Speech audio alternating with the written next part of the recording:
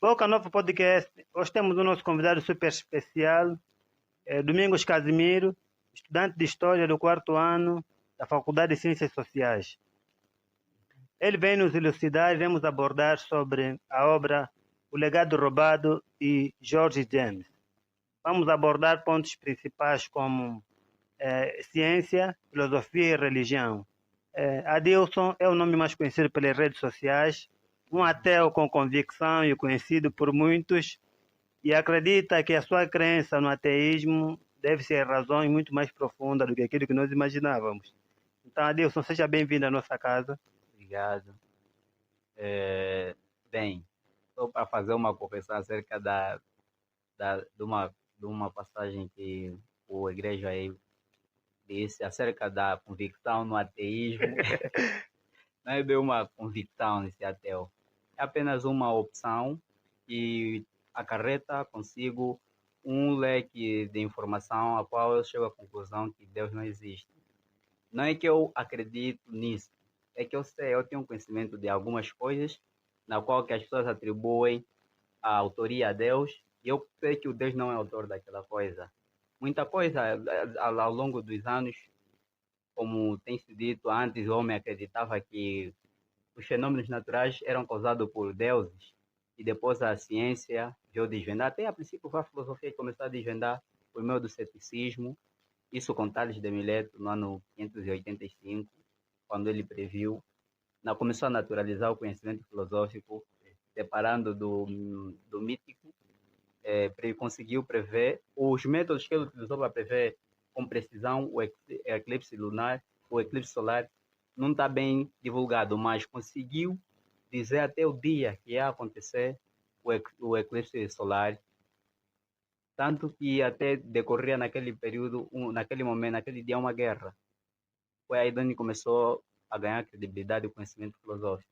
A posterior surge Tales, surge o Galileu, e vem depois o Ibn al-Tayy, não sei se já ouviu falar, de um muçulmano. Não, nunca ouvi falar dele. Não. Vem depois também o padre Jean Meslier, não sei se já ouviu falar também. O padre também não. Deixou uma carta póstuma a falar sobre a honestidade intelectual dos padres. É por aí. Há muita coisa, há muita coisa a ser aprendida. O mundo Sim, é tão vasto. Isso é sobre ateísmo aí. Sobre ateísmo ainda. Sim, sobre ateísmo.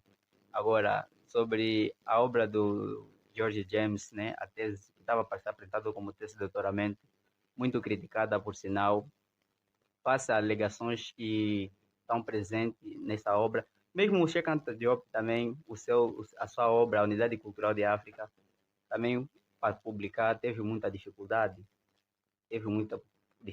Também em função do território em que ele podia fazer a publicação da obra, não era bem visto. Com as afirmações do tipo que o homem branco tem procurado em locais a sua história, que ele só encontra o negro. As escavações arqueológicas feitas pelos europeus é no intuito de galvanizar sua hegemonia para encontrar o homem europeu na antiguidade, mas infelizmente para eles só tem encontrado negros. Nessas escavações. Mas, Sim. assim, então, só encontrar negro surge uma grande decepção. É uma decepção. Por isso é que, às vezes, surgem algumas fake news, né, de alguns restos fósseis descobertos e tentam dizer que não, olha, esse aqui é um homem branco e tudo mais. Depois vamos chegar à conclusão que, além de ser restos fósseis fake, fabricados, e nem se trata propriamente de animais, como o caso em França, encontraram o dente de porco, estavam a deduzir que fosse dente de homem, de um símio que fizesse parte da linhagem dos hominídeos, mas depois foi desfeito esse conceito aí. E Lula fala isso no seu canal também. Por exemplo, quando falas que nas escavações o Ocidente queria encontrar os restos do homem branco e encontra sempre o homem negro. Isso também não foi uma grande motivação que levou a ocultar a história negra? Sim, até porque isso aqui foi um projeto bem idealizado, principalmente pelo filósofo alemão Friedrich Hegel, com o seu cúmplice Arthur Gobineau, não sei se já falaram, faz parte do processo de colonização. Para colonizar um povo é necessário, além de destruir a sua história, é necessário apresentar a tua história como a de um todo-poderoso, o abençoado com o conhecimento. Por isso, Cheikh Anta Diop também, mais uma vez, teve dificuldade de apresentar sua obra, porque ele faz afirmações de tipo que a razão nasceu entre os negros. E isso aqui tem provas arqueológicas vastas. A paleontologia aprova isso, já demonstraram, está cientificamente provado que os negros foram os primeiros seres racionais a existir na face da Terra. Ok. Mas sobre o legado do George James, quem Sim. foi George James? George James foi um inglês, um norte-americano, que tinha estudos muito direcionados sobre a África, face a essa tendência de não historicidade, dos mitos da não historicidade de África. E no final do século XIX, né? Estamos a falar de 1863, ele veio com essa obra muito polêmica e fez uma analogia muito simples acerca, por exemplo, a mais conhecida é que o Teorema de Pitágoras, como é que é um teorema de origem grega ou de autoria de um grego, vai falar sobre as pirâmides do Egito, que são muito mais antigas, inclusive, que a civilização grega, né? Estranho. E aí ele fala que os gregos foram civilizados pelos egípcios. E uma das provas disso é que depois da morte de Aristóteles, a filosofia grega também parece que morreu. Já não estamos a ver mais gregos a terem essa hegemonia na filosofia. Até depois da morte de Aristóteles, seus discípulos tentaram produzir alguma coisa, mas não teve impacto, tal como Tales de Mileto, Sócrates, Platão, inclusive, também estudou por mais de 20 anos no Egito. E já não estamos a ver, além dos alunos gregos que frequentaram os ensinos, tiveram acesso ao ensino egípcio, já não estamos a ver mais outros que não tiveram esse tipo de ensino no Egito antigo a produzirem filosofia pura. Mas, por exemplo, a questão do Tales, acho muito estranho. Se a filosofia nasce da Grécia, como é possível ele elaborar o teorema de Pitágoras baseado numa pirâmide? Se a pirâmide em si, só a construção da própria pirâmide em si, ela tem uma base puramente científica e também filosófica. Bem, eu falei isso com Martius Máximo, que por sinal ele é um professor brasileiro, leciona, formado em filosofia. Ele disse que, segundo ele, a geometria era um conhecimento comum naquela época. Mas o autor desse teorema é mesmo Pitágoras, não é Tales. Tales também tem uma história aí. Me enganei, Pitágoras, ok. Sim, Teorema de Pitágoras, ok. Pitágoras. Aquele era um conhecimento comum, tanto que eu procurei saber se existe também pirâmides em outras regiões do mundo e encontrei. Na Índia, sobretudo, há pirâmides também. Na Índia, vamos entrar no Médio Oriente também, há vestígios, inclusive desenhos de pirâmides e tudo mais. Por isso, ele diz que falar que o teorema de Pitágoras foi copiado é um plágio do Egito, também é um pouco desconfiável, porque esse conhecimento geométrico era comum naquela época. Não é autoria do povo egípcio também, não tem. Mesmo se nós formos a olhar para a obra de George James, quem é o autor da geometria? Não vamos encontrar de forma clara mesmo assim que é o autor e com fonte. George James também fez afirmações que é mais na base da dedução lógica do que da comprovação científica. Uma das coisas que faltou na obra de George James foi mesmo a comprovação documental das suas afirmações. Se ele diz que os documentos ou as obras de Aristóteles foram saqueadas na biblioteca de Alexandria quando da invasão de Alexandre o Magno, então era necessário demonstrar historicamente, à base de documentos, esses acontecimentos, que tudo é um plágio. Até porque, se nós analisar, pode-se dar o caso que eles estudaram no Egito, mas não devemos retirar o mérito dos gregos em naturalizar o conhecimento filosófico. No Egito não havia uma cisão entre o mítico e o científico e o filosófico. Até porque há também vestígio aí de alquimia, aquela prática aí alquimista de origem a posterior à química. Mas estamos a falar da cisão entre o conhecimento filosófico e o conhecimento mítico. Além do conhecimento da produção intelectual egípcia ser esotérica, que era apenas apanágio da aristocracia e da elite política, aristocracia, praticamente a elite militar e o clero, que tinha acesso, até não sei como é que vão priorizar os estrangeiros a aprender a sua filosofia em detrimento dos natos. Bem, mas vamos encontrar aí a Grécia, que quando chega aos gregos, que depois de aprender o conhecimento, optaram por difusão da informação. Sim. Difusão da informação, esse mérito também. Por isso também não critico muito chamar isso de plágio, eu chamaria isso de divulgação do conhecimento. Mas sim, não se sabe qual é por exemplo, qual é a ideia do convênio que havia entre a Grécia e o Egito, para deixar essas pessoas poderem ter acesso a esse conhecimento. Bem, o Egito era antes do que os Estados Unidos da América é hoje. Era praticamente a maior potência mundial. Então todos os outros povos almejavam estudar no Egito. Estudavam mesmo, chegavam a ganhar bolsa de estudo para ir para o Egito, como aconteceu ao caso de Tales, Platão, Sócrates. Conseguiram estudar durante muitos anos aí no Egito. E quando regressaram, começaram a divulgar, segundo Henry James, esse conhecimento, tornaram popular. Tanto que o Estado não compactuava com esse tipo de práticas, que é de tornar o ensino público dessa forma. E uma das vítimas foi Sócrates. Sim. Sócrates foi julgado e condenado à morte, inclusive. Ele próprio dizem que se com um veneno cicuta. E depois disso, tivemos Platão, que decidiu dar continuidade às obras, a divulgação da filosofia como tal. Ele fala aí até Platão também, nem tanto, fez essa separação entre o mítico e o filosófico mesmo. Ele é muito metafísico também, tanto que ele fala do mundo das ideias, ou o mundo inteligível, vem com a teoria das ideias e uma explicação sobre a origem do mundo muito mítica em relação ao que nós sabemos que, como Tales fez, por exemplo, naturalizar o conhecimento, é uma prática muito aquém da sua época. Ele conseguiu trazer aquilo que hoje a ciência moderna se baseia no naturalismo em detrimento do sobrenatural.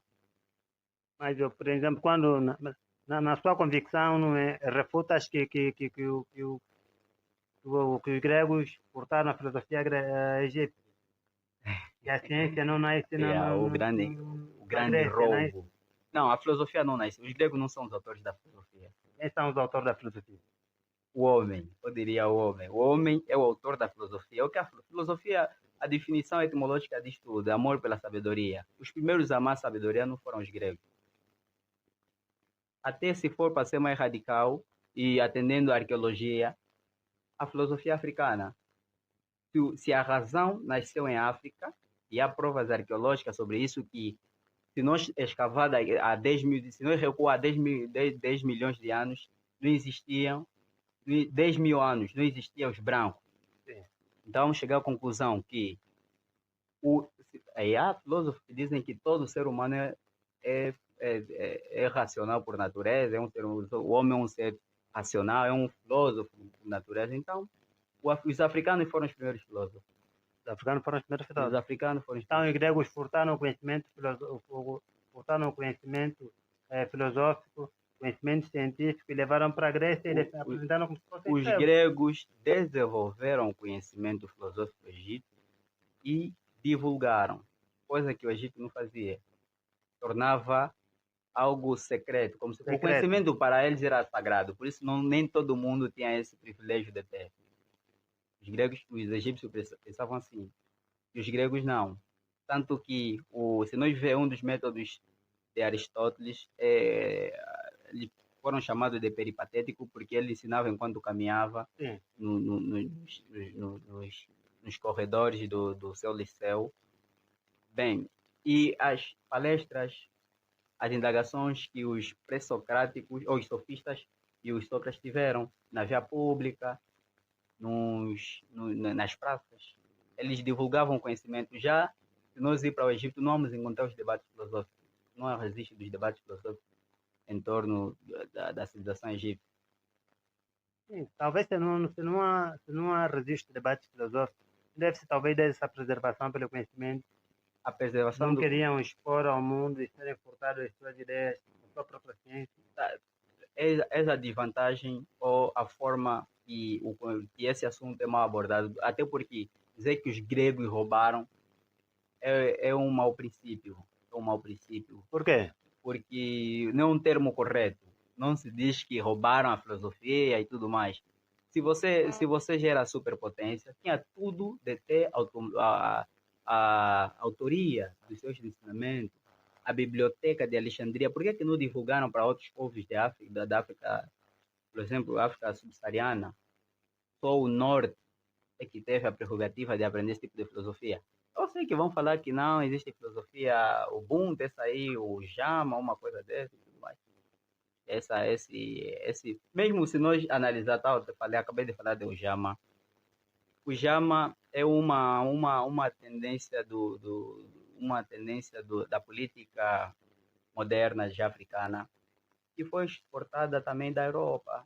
O Karl Marx e Friedrich Hegel é que idealizaram o socialismo. E os políticos africanos também optaram em trazer o socialismo para a África e adaptar constante a nossa realidade. O Jama foi uma prática semelhante, criar pequenos polos econômicos para a produção de alimentos e tornar grátis a população e tudo mais.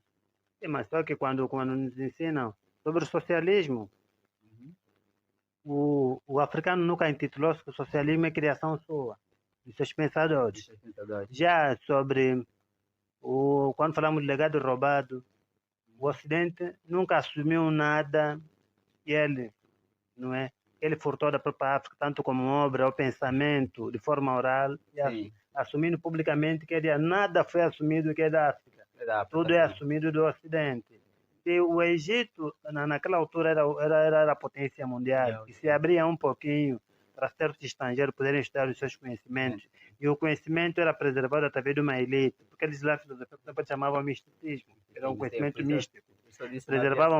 Preservavam para uma própria elite, não é? Nem todo mundo lá tinha acesso ao conhecimento, mas não se sabe qual é o convênio que havia entre o Egito e os outros países, porque se lá era o centro do mundo do comércio, da ciência, qualquer atividade cultural se passava lá. Essas pessoas ao chegarem lá e furtavam essas ideias. Porque eu fiquei surpreendido quando tomei conhecimento que conheça-te a ti mesmo não é um pensamento socrático. Não já estava em todas as pirâmides do Egito. Isso surpreendeu-me.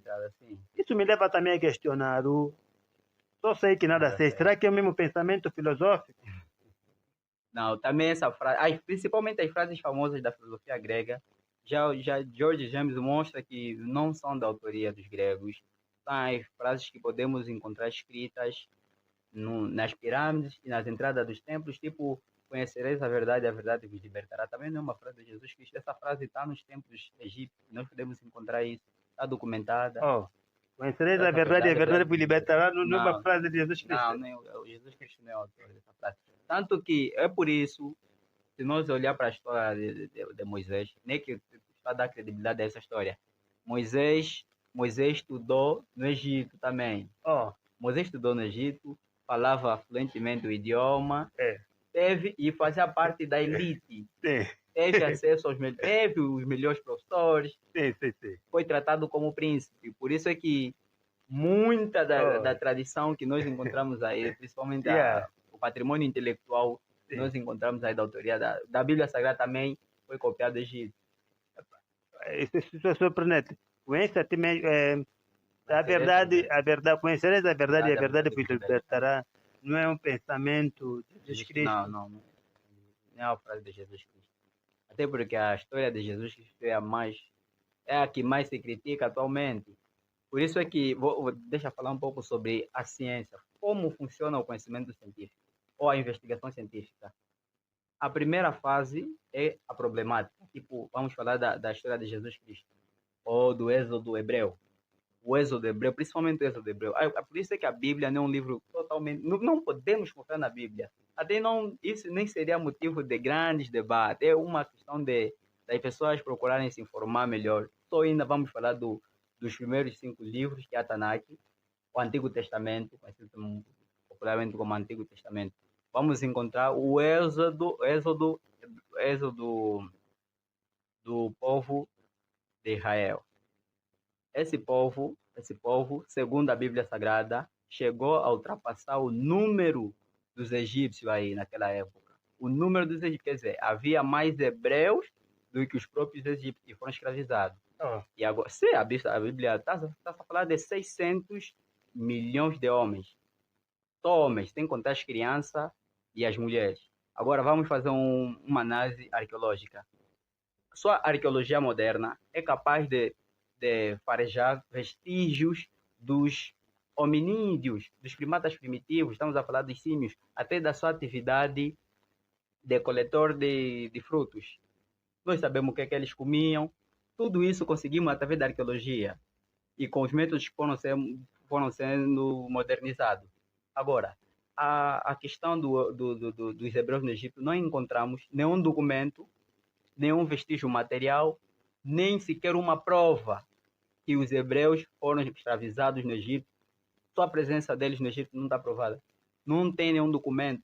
Essa é uma coisa que os teólogos ou os arqueólogos ligados à religião, como o Rodrigo Silva, poderiam vir trazer à tona, nos mostrar que não. Está aqui a prova que os hebreus foram escravizados e que houve esse grande êxodo. Estamos a falar de mais de 500 mil pessoas que saíram do Egito, que viveram lá durante quase, estamos a falar de 25 gerações. Nós temos exemplo da cidade de Aquetaton, que foi algo provisório durante 17 anos, mas conseguimos ainda até hoje encontrar vestígio desse povo, que depois teve que desfazer a cidade devido à sua liga com outra religião que adorava o deus Amon. Sim, desfizeram a cidade. Nós encontramos até hoje bens materiais daquele povo. Encontramos inclusive casas, tendas. As pegadas podem ser vistas num ambiente que é arável, é praticamente um deserto. Nós conseguimos farejar isso e detectar isso. Já no caso dos hebreus, nada. Vamos chegar mais à história de Jesus Cristo. E um dos poucos filósofos, dos poucos historiadores que deu o tratamento a esse caso, e tantos se gabam os cristãos, é o Flávio José. As obras foram preservadas pela Igreja Católica. E nós sabemos que a Igreja Católica devia levar um Nobel de falsificar o documento. Sim, porque você Por quê? A própria Bíblia em si, até aconselha a pessoa a ler O Grande Engano. O Grande Engano. A Bíblia não é um livro sagrado. Eu esqueci o autor. A Bíblia não é um livro sagrado. Ele fala que a Bíblia foi escrita no aramaico e hebraico. É isso, todo mundo diz aí. Bem, você se atualmente procurar falar com alguém que seja especialista nessa língua, eu já procurei, falei com o Marcos Matheus, que fala esse idioma, e me garantiu também que não existe sequer um termo nesses 2 idiomas que significa Deus. E agora, como é que vamos saber que a Bíblia Sagrada fala de Deus? Se nesses termos, nessas línguas, não existe um termo que significa Deus. Ainda é muita coisa da Bíblia Sagrada que as pessoas só basta ter interesse a descobrirem e saber que estamos certos. E a ciência funciona como? Até que nós não podemos fazer uma pesquisa para comprovar que estamos certos. Essa é uma forma errada de fazer. Isso não é investigação científica. A investigação científica é provar que estás errado. Por que provar que estás errado? Porque é assim que você consegue alcançar a verdade. Você quando formula as hipóteses, depois de ter a problemática, não podes procurar verificar as hipóteses. Deves optar pela refutabilidade, ou também fala-se muito da falsibilidade das hipóteses. É aí onde você vai conseguir procurar informações, e mesmo a astrofísica, astronomia, astrofísica, funciona dessa forma. Você pega uma hipótese, ao pesquisar, podem surgir conceitos que vêm galvanizar a hipótese que você formulou a princípio ou refutar essa hipótese. Se você, ao pesquisar, conseguir encontrar um conjunto de provas e coadunam com as hipóteses, é porque esse conhecimento permanece e é considerado científico. Se você encontrar conhecimentos que refutam o que você formulou, tens que descartar as hipóteses e formular novas hipóteses e continuar a pesquisa. Então, assim que você consegue formar, tipo, as teorias científicas surgem assim. Então, hipóteses confirmadas. Confirmado. Então, para ser o erro é mais importante do que a verdade. O erro é mais importante do que a verdade. Não, eu falo que a pergunta é mais importante do que a resposta. Nunca entrei nessa dicotomia de erro e verdade. Verdade, eu não vejo concordância nisso. Será verdade e mentira. Erro, certo. Sim, se parte, a essência é procurar divulgar o erro, porque, querendo ou não, mesmo a ciência não divulga erro. Não está a dizer a essência divulgar, está a dizer que, porque se defendes que a abordagem que acabaste de defender há pouquinho é que devemos divulgar, devemos apresentar o erro que tem encontrar a verdade. Sim, nós vamos encontrar. Apresentamos as falhas que a verdade. Mesmo nas discussões quando estamos a falar sobre, por exemplo, sobre o debate epistemológico das ciências, há sempre essa discussão. Há sempre essa discussão. Teoria dominante e teoria emergente. Onde tem a teoria dominante e procura se suplantar, e tem a emergente que quer derrubar a teoria dominante e quer também estabelecer a sua verdade.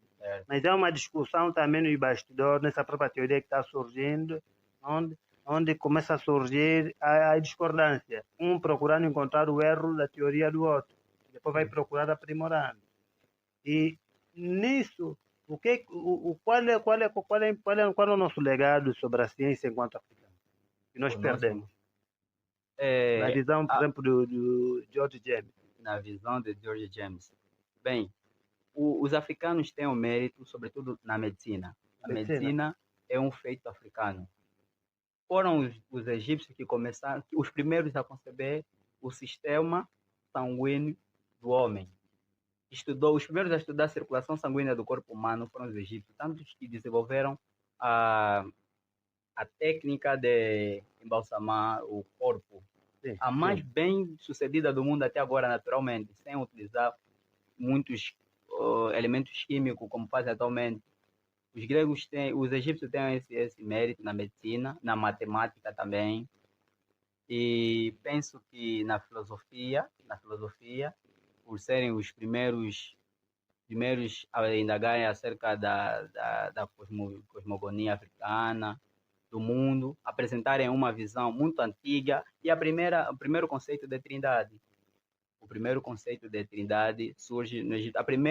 Mesmo o próprio monoteísmo também tem origem no Egito. E quem se atrever a pesquisar, porque eu gosto muito de utilizar o slogan se o Egito tinha vários deuses, por que defende que o monoteísmo tem origem lá? Há um faraó que tentou introduzir o monoteísmo no Egito. Penso que Akhenaton também, sim. Ele tentou introduzir o monoteísmo. Depois da sua morte, isso foi dissipado também, foi pulverizado. Por exemplo, também há relatos da primeira operação no cérebro, primeira operação do cérebro.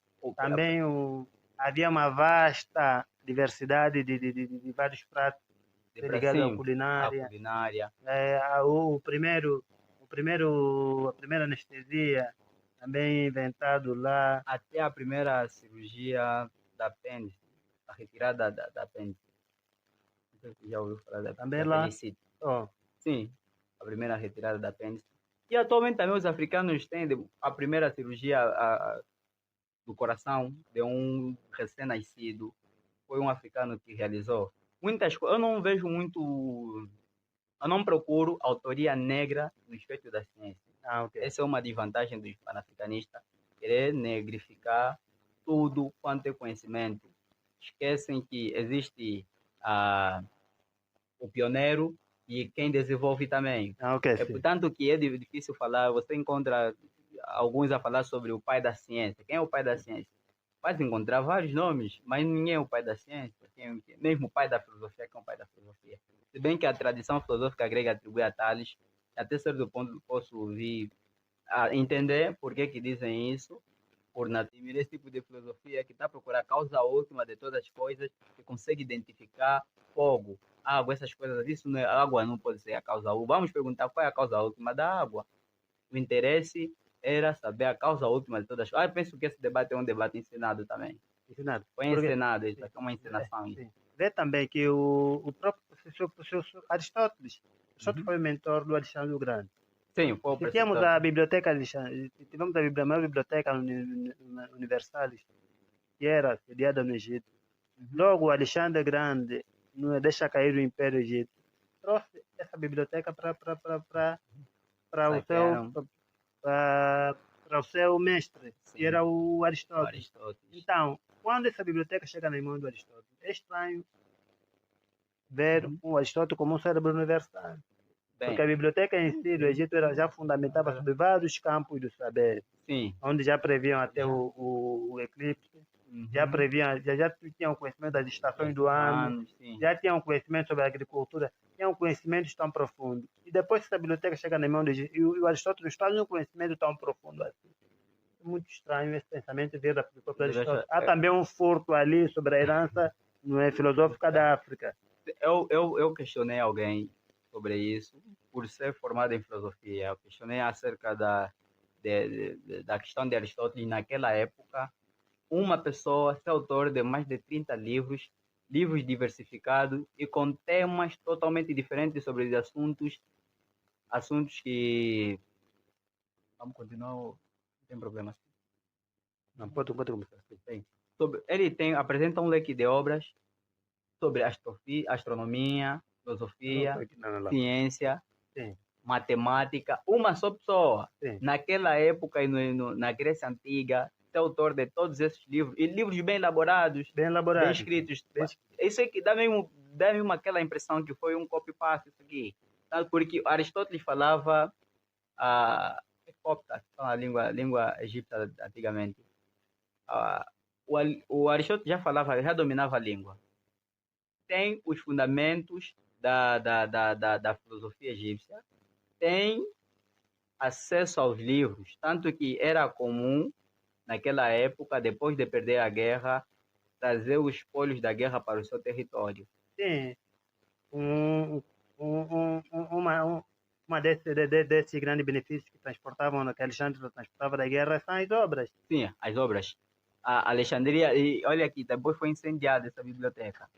Penso que retiraram apenas o que acharam necessário e depois foi retirado. E o George James diz que essas obras de Aristóteles não passam de uma mera tradução. Traduziram para o grego e o autor ficou Aristóteles.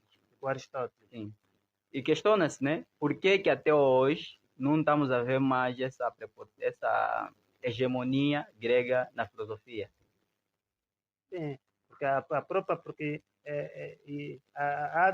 relatos que o Platão, Sócrates, Aristóteles tiveram problemas por causa do próprio conhecimento que eles trouxeram para o Egito. Sim.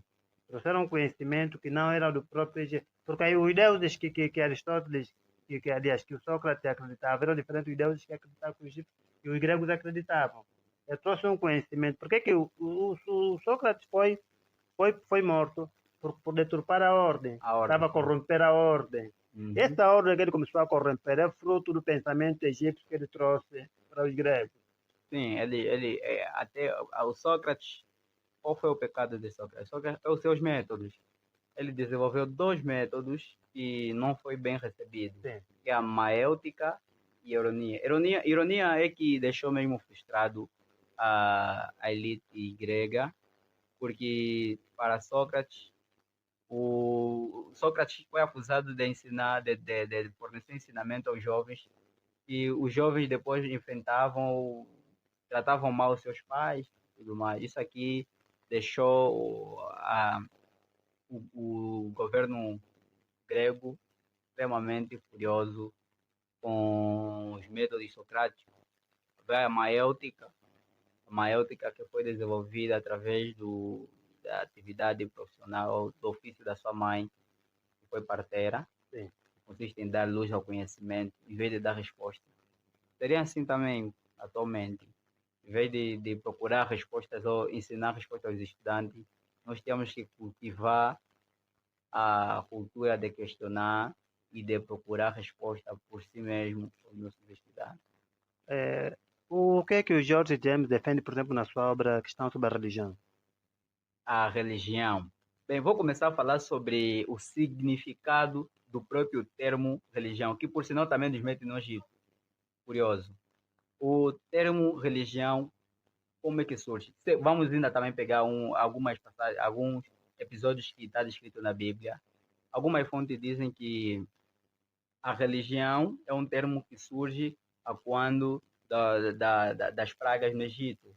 Quando Deus orienta, Sim. manda o anjo no Egito para avisar que aqueles que são hebreus para marcarem as suas portas com sangue de cordeiro, uma coisa do gênero. Sim. Se você pesquisar o significado etimológico da palavra religião no hebraico, vai encontrar que significa símbolo na porta. A palavra religião Sim. significa símbolo na porta. Símbolo na porta faz o contexto cultural ou religioso daquela época. Aquela orientação que os hebreus receberam de pôr um símbolo na sua porta como um sinal da sua ligação com o divino. Agora, no grego, religião significa religar. E a explicação mais contundente é que significa religar, quer dizer religação com o divino. Bem, se nós vemos, mesmo até a Bíblia, quando se fala de religião, o termo em si, não falo da prática religiosa, como adoração, entidades sobrenaturais. O próprio termo nos remete também à história que está relacionada ao Egito. Tanto que, então, podemos chegar à conclusão que o patrimônio religioso atual, o monoteísmo, inclusive, também é um dos feitos egípcios. Não vejo os gregos, né? As mitologias gregas, por exemplo, também são muito semelhantes à do Egito. Os deuses também têm práticas semelhantes. Vamos encontrar o Osíris, Ísis, no panteão de deuses, Osíris, Ísis, né? E vamos encontrar aí os Zeus com seus filhos, vamos encontrar também a deusa Gaia e tudo mais, mas são deuses semelhantes, mesmo os semideuses e a criação dos homens também, há muita semelhança. Então, a conclusão que se chega a esse tipo de tema é que, a essa questão, é que os gregos desenvolveram ou materializaram de uma outra forma a cultura egípcia. O Zeus era um deus egípcio? O Zeus era um deus egípcio? Não. Zeus é um deus grego. Grego, sim. Semelhante a um deus egípcio. Um deus egípcio. Sim. A semelhança havia em quê? Zeus é filho de Zeus. Vamos encontrar o pai de Zeus, esqueci o nome, quis matar Zeus, porque havia uma profecia que o... Havia uma profecia, né, que esse Deus, que é um gigante, Deus de Cronos até, né, Cronos. Deus é filho de Cronos, Deus do tempo. E havia uma profecia que o seu filho, Cronos, seria destruído pelo seu próprio filho. Por isso é que ele tenta matar o Deus, o seu próprio filho, mas é enganado pela sua mãe. A mãe, em vez de entregar o bebê, que é o Zeus, entrega uma pedra. Uma pedra, sim. E no Egito vamos encontrar a briga de Horus, Ísis, Osíris. Essa trindade, vamos encontrar que Osíris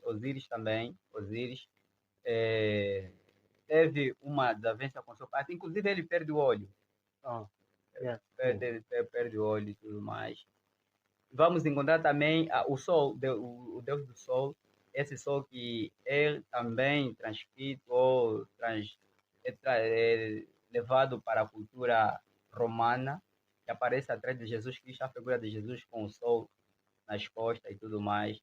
Aí é onde fala-se da fusão entre o que era pagão com o que é sagrado, que é o cristianismo, já a cisão, a união do paganismo com o cristianismo, a quando do Concílio de Nicéia.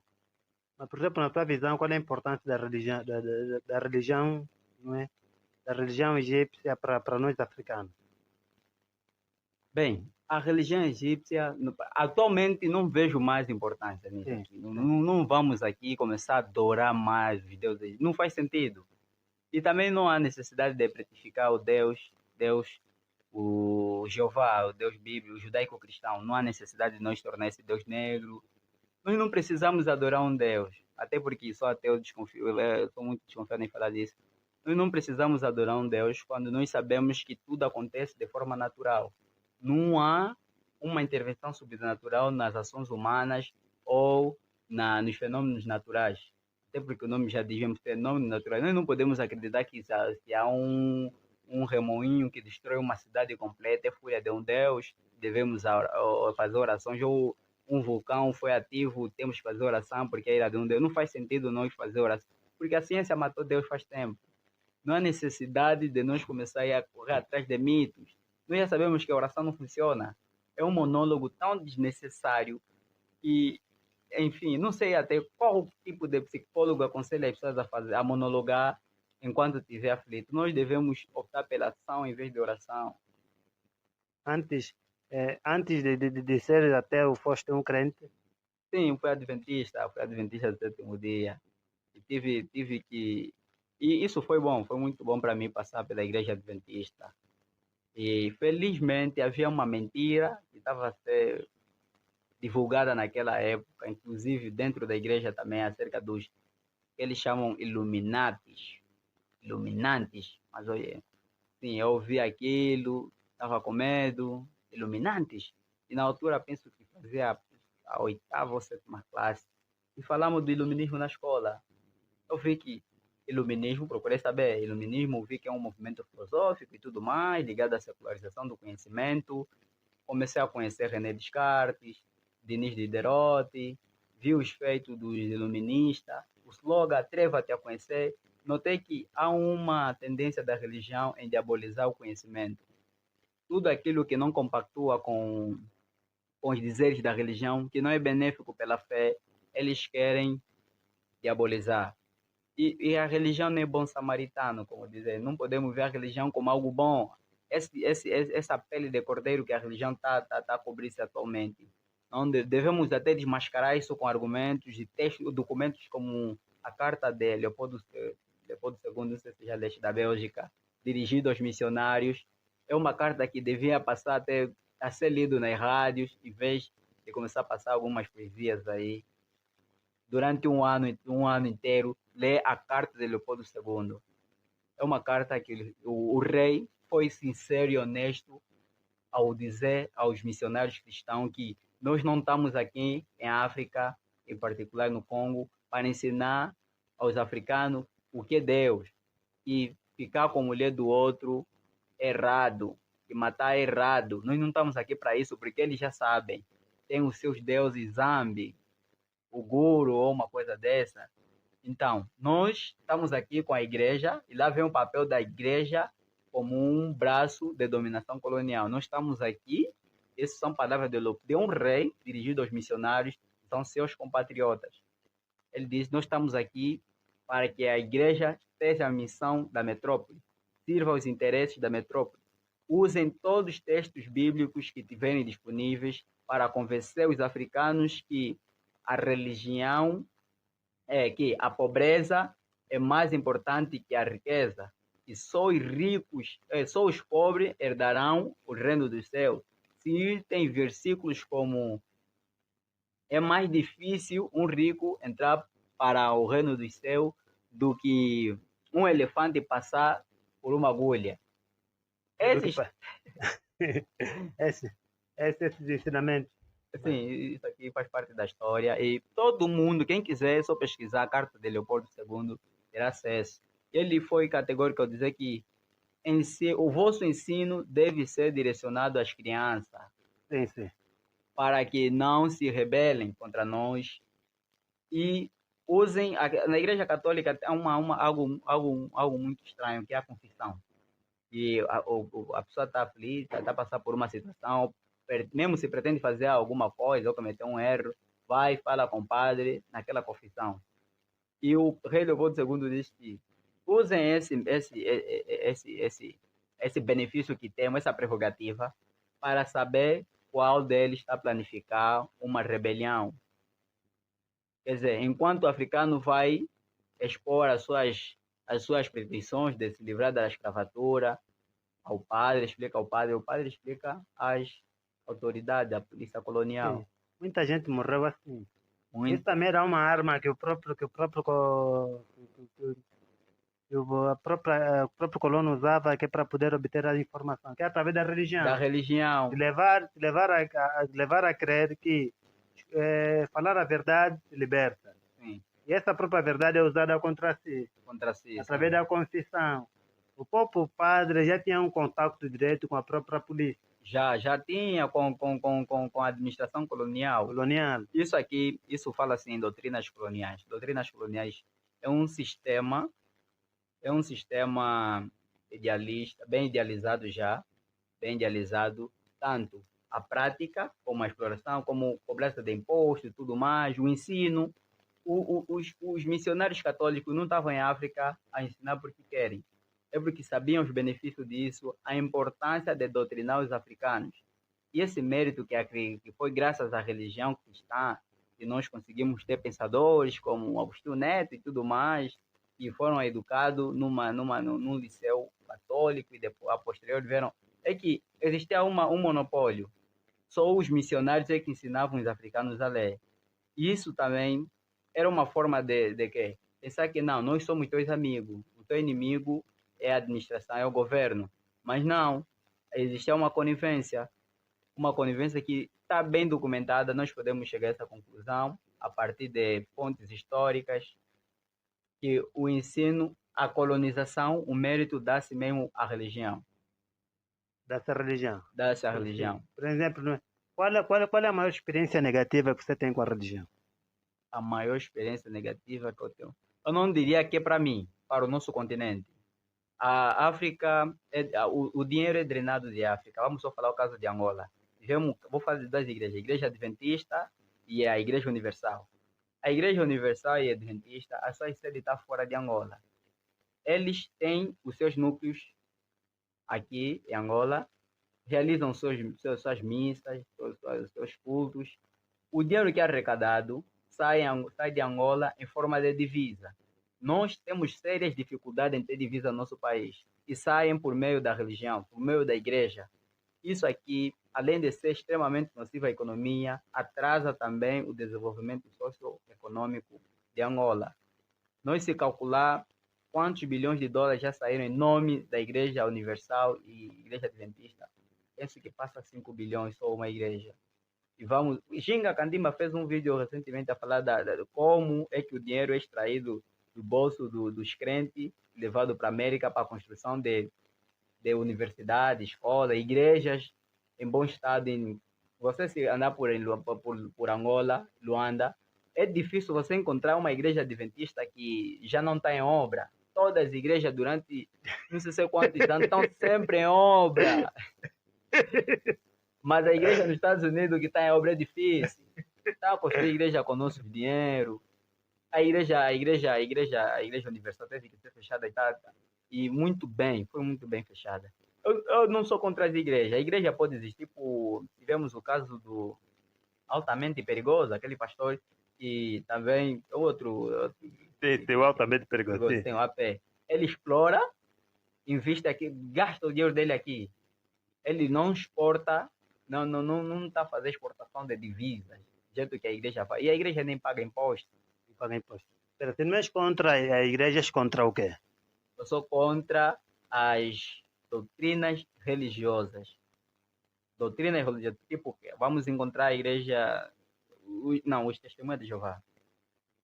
Uma doutrina religiosa que afeta a nossa vida, em particular a nossa convivência com o próximo, não é bem-vinda. Não é bem-vinda. não é bem-vinda, porque se o teu filho tiver a padecer, não pode, nenhuma doutrina religiosa proibir você de fazer doação de sangue ao seu filho, a transfusão de sangue. Não vejo motivo de negar isso. Esse é o mal da religião também. Nos ensina a odiar o próximo. Só amamos quando é da mesma igreja que a minha. O adventista só ama o adventista. Fala mal do católico nos cultos da igreja também. Os católicos, mesma coisa.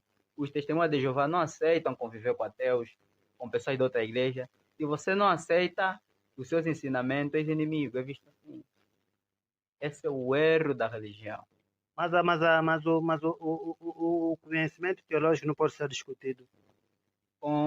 Nesse caso, É discutido entre indivíduos de religiões diferentes. Deve ser discutido, porque até entre eles, entre os cristãos, não se entende, por exemplo, quem é Deus. Quem é Deus? Quais são as características de Deus? Vamos falar só as características tradicionais criadas pelo Santo Tomás de Aquino, que é a onipresença, a onisciência e a omnipotência. No caso da omnipotência, como é que os católicos oram? Pai nosso que estás no céu. Deus sendo omnipresente, você vai falar Pai nosso que está nos céus. E é uma prática cristã em particular, dizer que Deus está nos céus, virá. Não, os adventistas não guardam o adventismo por quê? Ele guarda o advento de Deus, a segunda vinda de Deus. Mas como é que um ser omnipresente vai vir? Não faz sentido. O omnipresente virá como? E já está presente em todos os lugares.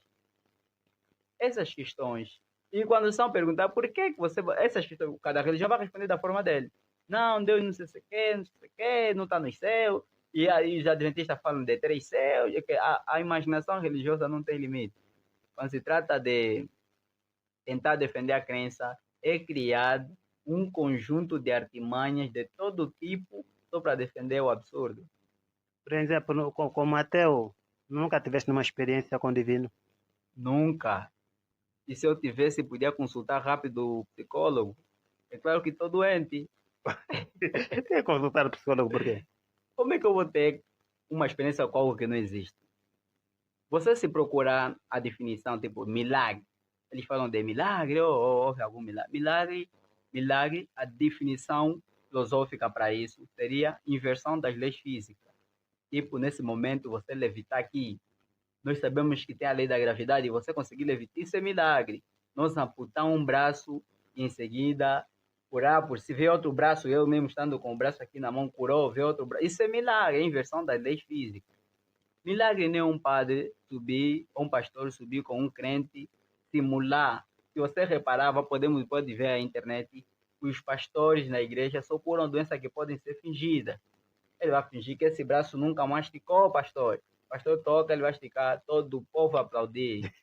E nós não podemos participar desse teatro. Não podemos. Onde é que está o milagre? É fácil. Panafricanismo mostra o feitiço. Tem um feitiço também. Seria interessante me mostrarem o que é feitiço. Eu quero ver um feiticeiro que lança mesmo algum feitiço. E mesmo o feitiço, né, é até porque eu já fiz uma crítica acerca disso. Não faz sentido nós termos alguns poderes sobrenaturais e ser colonizado durante mais de 3, 4 séculos, né? Mais de 500 anos em condições paupérrimas de subjugação, de estar nessa condição de escravo. Escravo. De escravo, sim. Sim. Não faz sentido. Nós, se somos feiticeiros, seríamos nós a colonizar a Europa. Seríamos nós a colonizar a Europa. Sim. Quer dizer, ou o nosso feitiço fraco é fraco. Não existe feitiço fraco, até porque, mesmo entre os panafricanistas, não tem uma ideia concisa do que é feitiço. Como é que surge feitiço? Eles falam que não, segundo um dos líderes do panafricanismo, surge através da admiração do branco quando chegou em África a perguntar como é feitiço. É daí de onde surge o termo feitiço. Essas explicações são engraçadas. Acho mais convincente a origem etimológica que nos remete a um termo francês, fetiche,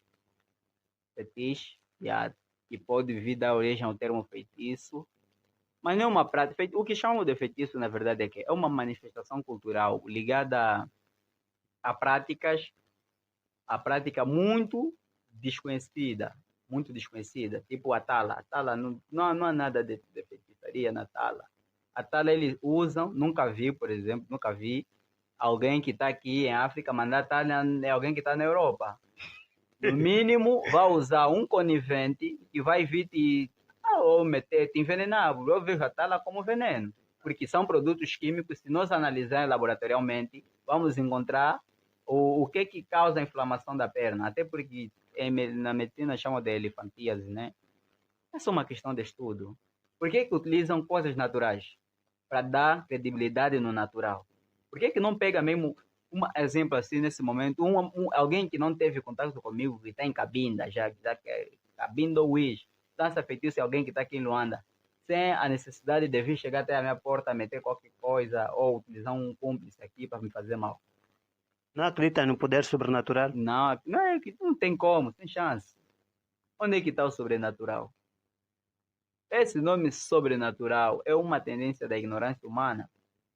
Por que nós queremos explicação para tudo? E você se reparar, as explicações sobrenaturais são as mais fáceis de fornecer para uma questão. Isso é mais fácil. Hoje temos as questões mais interessantes do mundo moderno estão ligadas à astrobiologia. Se existe vida inteligente fora da Terra ou não. Ou se existe simplesmente vida microbiana. Vamos encontrar tipo o conceito de civilização de Nicolau Kardashev com a equação de Drucker para chegar a esse tipo de conclusão. São debates realmente interessantes sobre a origem da vida. Vamos encontrar os experimentos de Miley e Urey, com seu assistente Urey. E esses experimentos, onde foi utilizado 4 elementos químicos, estamos a falar da água, hidrogênio, harmônio e hidrogênio, água, harmônio e metano. Foi esquentado esse material, esses elementos, até evaporarem e foram até um outro compartimento onde foram submetidos a cargas elétricas e conseguiram produzir aminoácido básico. Nós sabemos que o bloco da vida é o aminoácido, pelo menos um número considerável. A partir daí conseguimos chegar à conclusão que a química inorgânica pode dar origem à química orgânica. O que interessa é que nós utilizamos elementos simplesmente inorgânicos. Estamos a falar de seres não vivos para dar origem a um ser vivo. Agora, sim, a crítica é não sabemos como era a condição primitiva do universo, a condição geoclimática primitiva, e se era idêntica ao que foi submetido laboratorialmente. Isso aqui não é relevante. A relevância é que, com base nesse experimento laboratorial, chegamos à conclusão que elementos inorgânicos podem dar origem a elementos orgânicos. Então, os cientistas ou as pessoas deviam estar mais preocupadas em estar informadas acerca desses debates, em vez de debater sobre feitiço. Como, por exemplo, como ateu, consegues enxergar alguma importância da religião na educação africana? Educação do africano. Na educação do africano, a importância da religião é difícil. Nós não precisamos mais incutir nas nossas escolas, nossos programas curriculares, educação religiosa. Até porque o que nós precisamos realmente é educação científica. Nós aprendemos muito pouco sobre metodologia de investigação científica, como funciona a ciência. A ciência não é feita para que você acredite nela. É isso que eu disse. A ciência, o objetivo da ciência é você questionar o conhecimento científico, mas questiona de forma sábia. Não basta duvidar, é necessário provar que a ciência está errada. Coisa que poucos podem fazer. Os cientistas também procuram provar, vamos encontrar a teoria da evolução e seleção nacional, seleção das espécies, né? Do Charles Darwin. Evolução das espécies por meio da seleção natural, é assim, publicada em 1859. De 1859 até hoje, ninguém consegue refutar a teoria da evolução. Ninguém. E por mais que surgiu algum outro momento em que surgiu, não, esse vestígio, como dei exemplo, aquele caso do dente de porco que foi confundido com dente de um hominídeo, e depois falaram que não, os vestígios, o resto dos vestígios são fake. Não, não conseguimos encontrar até agora alguém que consiga refutar a teoria da evolução das espécies. Ano passado temos o Svante Pabo, que levou ainda ao Prêmio Nobel da Medicina, porque desenvolveu novos métodos de estudar a sequência genética dos hominídeos. É mais uma prova, é mais um método desenvolvido em prol da teoria da evolução. Uma das teorias mais difíceis, que eu digo que será muito difícil de refutar, é a teoria da evolução. E os cientistas procuram fazer isso. O cientista que conseguir, ou o teólogo que conseguir refutar a teoria da evolução, não sei, vai merecer um Nobel também. Por exemplo, embora sendo ateu, refutando o princípio religioso e a sua atividade. A religião também tem desempenhado um papel muito importante na educação do homem. A educação do homem, a educação doutrinária. Já falei aqui o que a educação religiosa faz atualmente. É agora que está a tentar criar já universidades, mas essa universidade forma quem? Forma os padres. Você se vê nas universidades católicas, há sempre um edifício aí à parte, onde ficam os tal ditos freis, a estudar filosofia escolástica, a estudar teologia, e eles se apresentam como são os novos agentes coloniais. É necessário esse tipo de pessoas para isso. Então, a igreja vem, até eu digo que vem atrapalhar a ciência, porque fornece vários diplomas. Você se vê os pastores religiosos que se apresentam como cientistas, são formados em mais de 5 áreas de conhecimento. Tem mais de 4 doutoramentos. Esses doutoramentos conseguirão como? Se até acertar, não estão a conseguir. Alguns nem errar também conseguir errar. Mas conseguir errar é como? Me explica. Conseguir errar é como? Você se não tem fundamento, não tem conhecimento, por exemplo, né? Você se vem falar que o homem veio, na escola ensinam que o homem veio do macaco. Você sendo um doutor que tem não sei quantas formações, sendo um cientista, vir falar que não pode ser que o homem veio do macaco e tudo mais, a ciência está errada. Isso nele não está conseguindo errar, porque a ciência não fala que o homem veio do macaco. O macaco é um ancestral, é um primo nosso. Nós temos um ancestral comum. E também para criticar a teoria da evolução é necessário ter base. Há pessoas que nunca leu sequer um livro que fala sobre a teoria da evolução e tenta criticar. E é doutor. Esta aqui não está conseguindo errar fácil o seu nível de habilitação literária. Não seria ele a errar dessa forma. Não seria ele a errar dessa forma. Seria pessoas que são leigas à matéria a falar esse tipo de coisa e ser esclarecida que não, a evolução das espécies por meio da seleção natural é uma teoria científica. E até o próprio nome não ajuda muito, porque na verdade não é uma evolução, é uma adaptação. Os seres menos adaptados desenvolvem características e o torna capaz de sobreviver naquela condição geoclimática. A lei do mais forte. Lei do mais forte. Mas, por exemplo, a religião, os crentes têm esperança em alguma coisa. Esperança numa vida, na ressurreição, num divino que virá restabelecer a ordem e salvar as pessoas. Qual é a esperança de um ateu? De um ateu. Primeiro, ateísmo é totalmente subjetivo. O que eu falo como ateu, para mim, não significa que outro ateu pense assim. Porque eu cheguei à conclusão que Deus não existe. E muita gente tem a ideia errada que ateísmo é uma ideologia, é uma filosofia, é uma cosmovisão. Também está errado. Ateísmo é meramente a descrença na existência de Deus ou qualquer entidade sobrenatural. Anteriormente era apenas no Deus judaico-cristão, mas o termo segue uma evolução e as definições são ajustadas com o tempo. Então, a definição atual para ateísmo é uma descrença em qualquer divindade ou ser sobrenatural. Esse criticismo, tudo isso, descrença nisso é ateísmo. Não existe ateu espírita que acredita em espiritismo, em feiticismo, não. Não pode, não é compatível. O ateísmo não é compatível com a superstição. Agora, a minha esperança, enquanto ateu, Bem, a esperança é mesmo aquilo. Eu faço esperança, é aí de onde vem a importância da ciência. Eu faço as coisas esperando algo. Eu estudo esperando ser formado para um dia ter um emprego ou fazer alguma coisa do gênero. Isto é bem sucedido. Se eu quero ter uma empresa de renome que me dá lucro, eu tenho que trabalhar para isso. A minha esperança vai ser isso. A minha esperança como ateu é continuar os meus estudos, ter sucesso nos meus estudos, a produção científica sobretudo, e por aí em diante. Não meto uma esperança nas mãos de um ser sobrenatural. Eu não sei fazer oração para isso. E nem teria coragem ou ousadia de deixar o meu destino na mão de Deus. Como? Todos, principalmente, até não sei como é que as pessoas, vamos só falar do Deus judaico-cristão, Jeová, que eu mais gosto. Todos os seus planos fracassaram.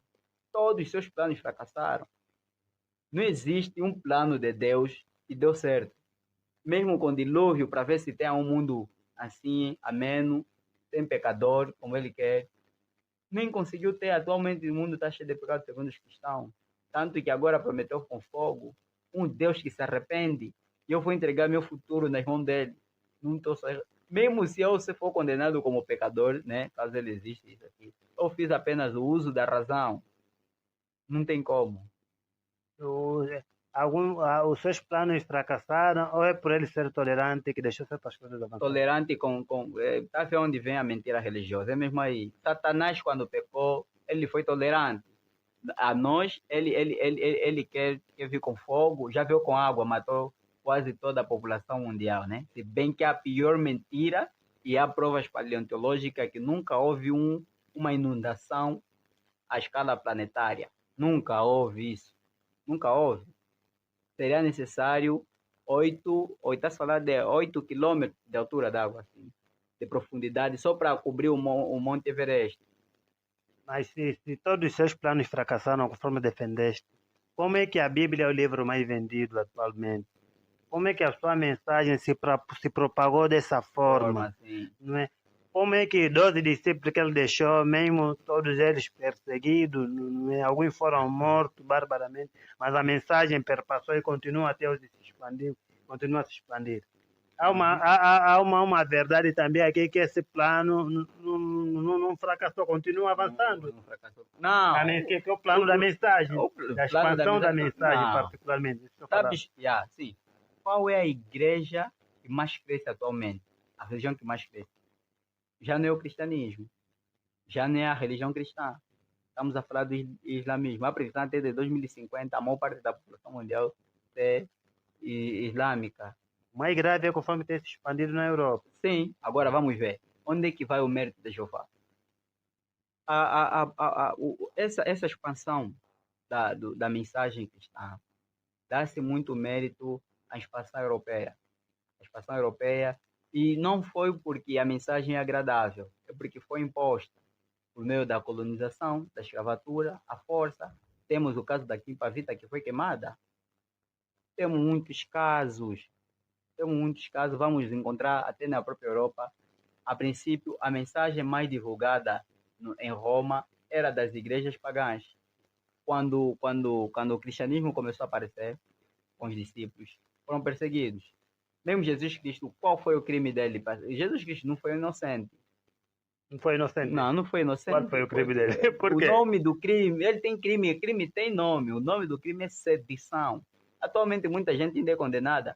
O Luther King, né? Luther Raspovo, que é uma coisa... Aqui em Angola tem um ativista que recentemente foi condenado por esse crime também. Não propriamente sedição, mas é mesmo incitação aquela da população pobre, uma coisa assim. Sim. Para transformar isso em uma linguagem comum para todo mundo entender, esse crime, qual é o crime que Jesus Cristo cometeu? É convencer um número determinado de pessoas a ir contra o Estado, a ir contra as ideologias estatais, a fazer manifestação, é isso aqui temos, a fazer uma manifestação contra o Estado. Como Jesus Cristo convenceu? Jesus convenceu esse povo a fazer manifestação como? Roma era um império romano com muitos escravos. E Jesus pregava a igualdade entre os homens. Isso levava alguns escravos a se sentirem iguais perante os seus senhores. Esse tipo de mensagem de amor ao próximo, igualdade entre os seres humanos e tudo mais, não foi bem recebida no ambiente ou num local onde há escravatura. Esse tipo de ideia não é bem-vinda. E quando você diz no escravo que ele é igual ao seu senhor, que não devia estar naquela condição de escravo, é um crime. Porque crime é tudo aquilo que está tipificado pela lei. Se você vai contra aquela lei, aquilo está a cometer um crime. Se não está tipificado, então não está a cometer um crime. Se na lei não tiver escrito que matar é crime, e você mata, não está a cometer um crime. E naquele tempo, sedição era um crime. Jesus cometeu esse crime. Jesus cometeu esse crime. Sim. Então, esse crime que Jesus cometeu, que era pregar a igualdade, no ateísmo não é um valor tão alto para o ateísmo pregar a igualdade entre os homens. Entre os homens. Nós não falamos em nome. Está aí a diferença. É que a religião, o religioso, quando vem falar, fala em nome da congregação, da instituição religiosa.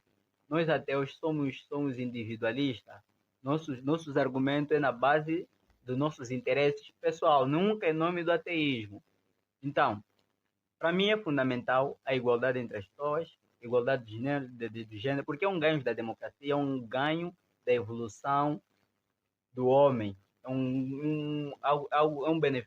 Algo que não devemos descartar. A igualdade entre as raças e tudo mais. E, sinceramente, se fôssemos assim tão racional antigamente, não, penso que atualmente não deveríamos estar a falar mais sobre os direitos iguais. Nós não precisamos discutir sobre isso porque é algo tão óbvio. Nós somos iguais. Por que, que é necessário falar sobre a igualdade naquela época? Porque Jesus via, né, segundo as histórias, e outros não eram iguais perante seus senhores. Os romanos tinham um tratamento muito privilegiado em detrimento dos estrangeiros, sobretudo dos escravos. Por exemplo, sobre a sua negação à existência de Deus.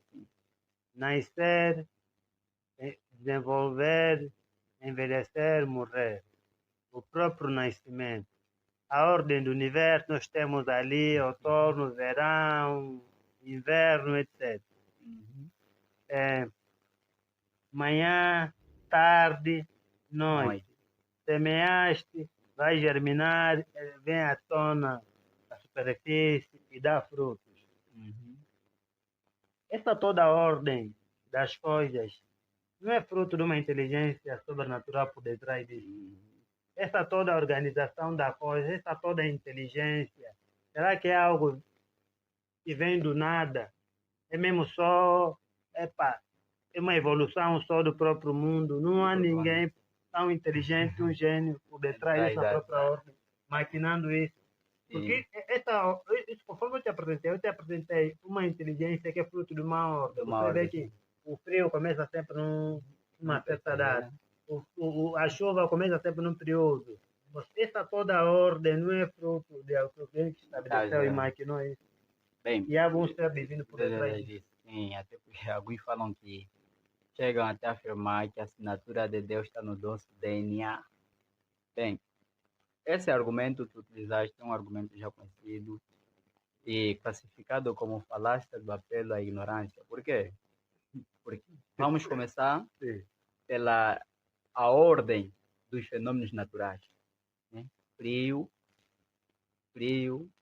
calor, vamos aí a chuva, temos aí a noite, o dia, o pôr do sol, tudo, mas essa ordem, né? Eles pensam assim, essa ordem, bem, é justamente essa ordem, a repetição desses fenômenos que nos leva a crer que tudo acontece naturalmente e nos possibilitou fazer previsão e até agora nós sabemos que isso se repete no mesmo tempo. Nós sabemos que até 17, 18, pelo menos aqui no nosso território, o sol está a se pôr e ao nascer do sol é lá para as 6, 7 horas, todos os dias. Nós vamos ver isso aqui dependendo do período. E você vê que as leis físicas em volta do nosso universo, né? Vamos encontrar a gravidade e os planetas que os seus movimentos de rotação e translatação é que permite ter a noite e o dia. Não é porque existe um Deus que fez isso. Até porque há um argumento até que diz que se a Terra estivesse mais próxima ao Sol, não teria vida na Terra. A Terra está exatamente onde deveria estar para existir vida. Muito plausível esse argumento, aparentemente, mas não. Nesse caso, Deus está sujeito às leis da física. Estaria sujeito, porque Deus estaria condicionado a seguir as leis da física para conseguir criar vida, é isso? Ou Deus poderia criar vida ao seu bel prazer? O universo é fundamentalmente caótico, tanto que até agora temos dificuldade em encontrar vida em outros planetas. Não faz sentido Deus estar sujeito às leis da física para criar vida. Tipo, se o planeta Terra praticamente é o terceiro no sistema solar, né? Se tivesse em primeiro lugar, onde vamos encontrar um outro planeta, Vênus, não existiria vida. Mas com Deus, acho que não segue as leis da física, até porque vamos encontrar vida nesse planeta. Ele poderia criar vida muito bem aí naquele planeta. Ok. Nós terminamos a nossa conversa fazendo umas perguntas com respostas muito breves. Uhum. Qual é o maior episódio que você teve, episódio-chave que você teve, fez ser ateu? Você decidiu, a partir de hoje não acredito mais nisso. Não acredito mais nisso. Não quero saber mais de Deus. De Deus. Bem, li uma frase que eu esqueci Xenofontes, que diz que se o boi tivesse em mãos e com ele pudesse desenhar obras de arte, nunca desenharia um Deus segundo a semelhança do homem. Essas frases me levou a questionar realmente algumas coisas, como por que Deus é tão parecido conosco? Por que nós, seres humanos, somos semelhantes a Deus?